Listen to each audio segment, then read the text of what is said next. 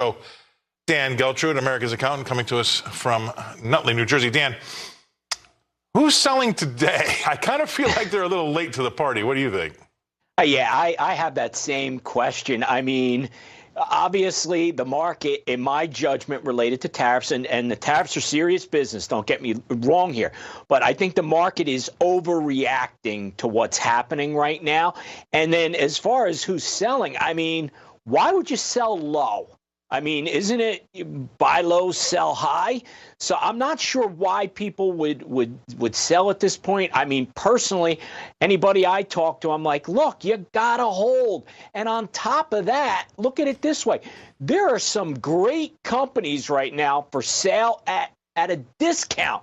So if you were buying them a month ago and now they're way off of their peak, why wouldn't you be buying? So I'm with you. I'm a little confused as to why anybody should be selling at this point, Scott. I have a little bit of a theory, and no one said it to me. This is my own idea, but I'll first preface it with this. I bought some I bought some Tesla shares last week because I was just kind of angry about the way that Elon Musk was getting treated. Just, and my wife heard me do it, and she said, hey, buy some for me too. That guy needs some support. It ended up being a pretty good trade at the time. Now we're underwater on him now, obviously, with what's been going on. But in that same vein, I think people that are selling now, there's some punishment selling going on. I think that they're so angry with Trump that I think people want to see that thing as low as possible. And I feel as though for the same reasons that I maybe bought Tesla shares, there might be some people hammering the market because they want it to hurt Trump as much as possible. Am I crazy? I think the idea is crazy, but not that it's not happening. Right. I think people who are selling off to punish Trump, and it may be likely at a loss, unless you're looking to do some tax loss harvesting, I don't see why that's a good play. Look, Scott, Donald Trump has been talking about unfair trade deals since the 1980s.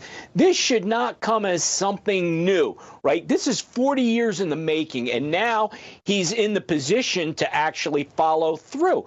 Now, it is too early to conclude about what's going to happen with tariffs, right? But I'll tell you how there is going to be some type of resolution here. The resolution is going to be through negotiations. The way China is reacting today with counter tariffs to what Trump is doing is not going to work. I do not, and I don't have any inside information. I do not believe that Trump is going to back off. If there are countries out there that want to take him on, he believes that he's going to win the war of attrition and that he will inflict as much pain as possible on the other side until they come to the table and sit down and hammer out a deal. I think that's the only way it's going to get resolved. I don't disagree with that at all. And I think that also, the coverage of the tariffs is different than it would be if it was somebody else too, don't you think? About the negativity this last weekend's protesters. There's no way you can tell me that doesn't seep into the markets as well. There's got to be a little bit of that feeling about, the world's coming to an end. Look at all these people protesting. And I think that also has been harming the market. What do you think? Yeah, no, I definitely believe that because I think the market is reacting emotionally. Look, when you're talking about what Trump is doing here, Scott, this is a huge political risk he's taking in what he's doing. High risk, high reward. If this works, if he's able to get fair trade deals and reciprocal tariffs across the board, I mean, that's not just a home run. That's a grand slam. Can he do it? I don't know. But I'll tell you this. He's got a short window because he's got midterms coming up, right, in a year and a half. If this doesn't come to a positive conclusion, the Republicans are going to take a beating in the midterms, and then Trump's last 2 years will be completely ineffective. So this is a must-win for him on this issue. I agree. And you know what? We got to stop with this. What if there's a recession? What if there's a global trade war? What if the world's plunged into, darkness for 20 years? There's another question you can ask. What if it works? I mean, what if it works? Right.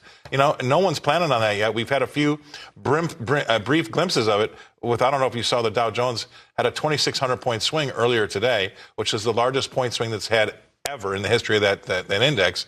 And I think that's those folks out there that are thinking, what if there is some good news out there and this thing has a face-ripping rally? I'm not saying it's going back to where it was, but I just don't know if it's the right time to be getting short this market and even doing it to punish somebody. Doubly bad.